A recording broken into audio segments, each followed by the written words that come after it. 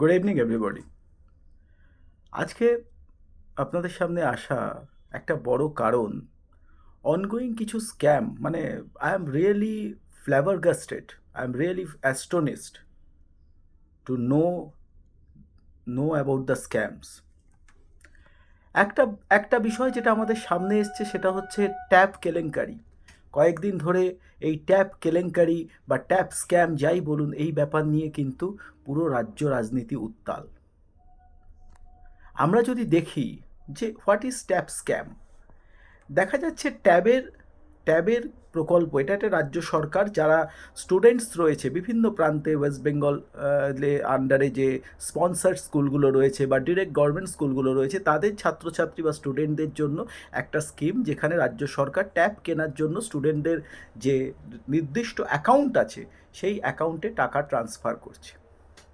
কিন্তু দেখা যাচ্ছে সেই টাকাগুলো বিভিন্ন জায়গায়, রাজ্যের বিভিন্ন জায়গায় এটা দেখা গেছে, যেটা খুবই সারপ্রাইজিং এবং একই সাথে অ্যালার্মিং, সেই টাকাগুলো স্টুডেন্টদের ফান্ডে না পৌঁছে দেখা গেছে কোনো রকম মিসক্রিয়েন্ট তারা কোনোভাবে সেই অ্যাকাউন্ট হ্যাক করে সেই টাকাগুলো তাদের অ্যাকাউন্টে ট্রান্সফার করে নিয়েছে। Kolkata police as well as West Bengal police এ নিয়ে তদন্ত করছে, ইনভেস্টিগেশন করছে। আজ ভবানী ভবনে ADG south Bengal, ADG CID এবং আরও উচ্চপদস্থ আধিকারিকরা তারা প্রেস কনফারেন্স করে জানিয়েছে they are trying their level best to unearth the actual truth. তারা চেষ্টা করছে অলরেডি বিভিন্ন জায়গা থেকে, পূর্ব মিদনাপুর থেকে বৈষ্ণবনগর বলে একটি জায়গা, সেখান থেকে যারা ওই ব্যাংকের আন্ডারে যে গ্রাহক পরিষেবা কেন্দ্র খোলে, সেই গ্রাহক পরিষেবা কেন্দ্রের একজন মালিককে গ্রেপ্তার করা হয়েছে এই ট্যাপ কেলেঙ্কারির সাথে যুক্ত থাকার জন্য।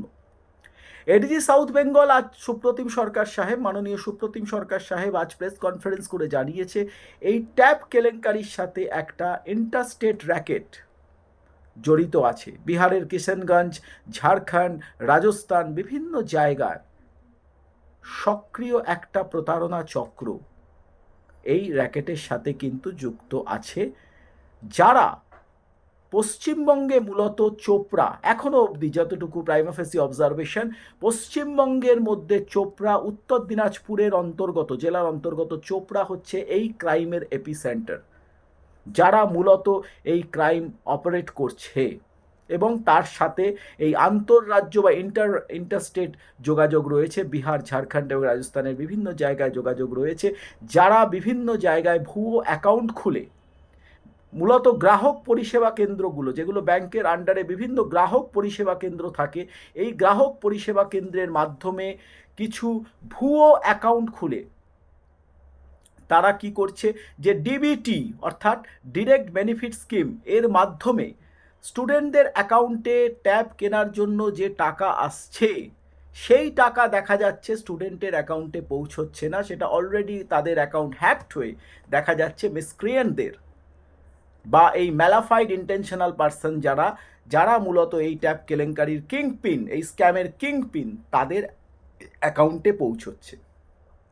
অলরেডি কলকাতা পুলিশ এবং ওয়েস্ট বেঙ্গল পুলিশ এরকম অনেকগুলো অ্যাকাউন্ট তারা আইডেন্টিফাই করেছে বিহারের কিষানগঞ্জ, রাজস্থান, ঝাড়খণ্ডে, এবং প্রায় 50টার মতো অ্যাকাউন্ট, যতটুকু আমার কাছে ইনফরমেশন, অলরেডি ফ্রিজ করা হয়েছে।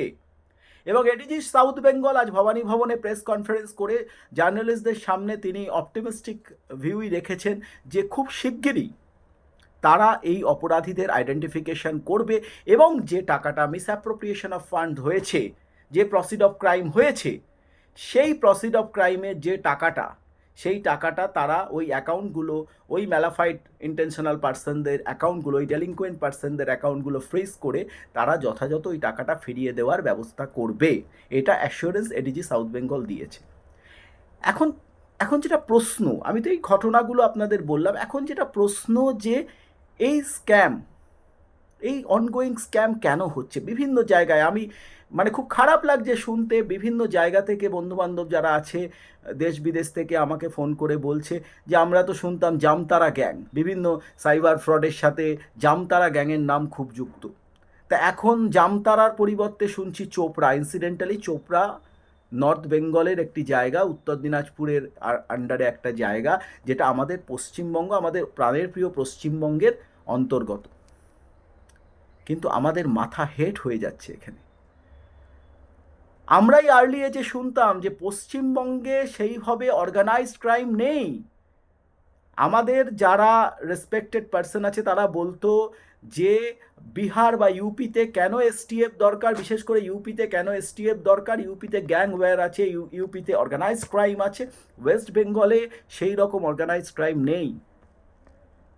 আমাদের শুধুমাত্র কলকাতায় আগে special task force or STF ছিল, এখন গোটা বাংলায় এসটিএফ বেঙ্গল সক্রিয়। কেন সক্রিয়? নিশ্চয়ই গুরুত্ব বেড়েছে, মানে অপরাধ, অফেন্স, অর্গানাইজড ক্রাইম আমাদের কিন্তু প্রচুর পরিমাণে ফুল পশ্চিমবঙ্গ জুড়ে, যেটা মূলত বিহার বা ইউপিতে দেখা যেত বা মহারাষ্ট্রে দেখা যেত, মহারাষ্ট্রে যার জন্য এটিএস, অ্যান্টি টেররিজম স্কোয়াড খুব সক্রিয় ছিল। কিন্তু দুর্ভাগ্যবশত এখন ওয়েস্ট বেঙ্গলে organised crimes are in full swing.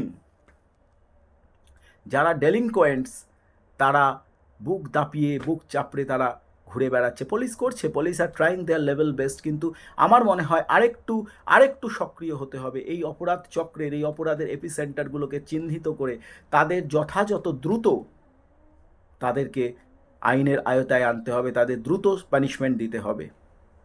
নইলে বিভিন্নভাবে, শুধু ট্যাপ কেলেঙ্কারি নয়, আজকে আরেকটা ঘটনাও আমাকে খুব ব্যথিত করলো। গত দিন ধরে চলছে ডিয়ার লটারি বা মার্টিন লটারি।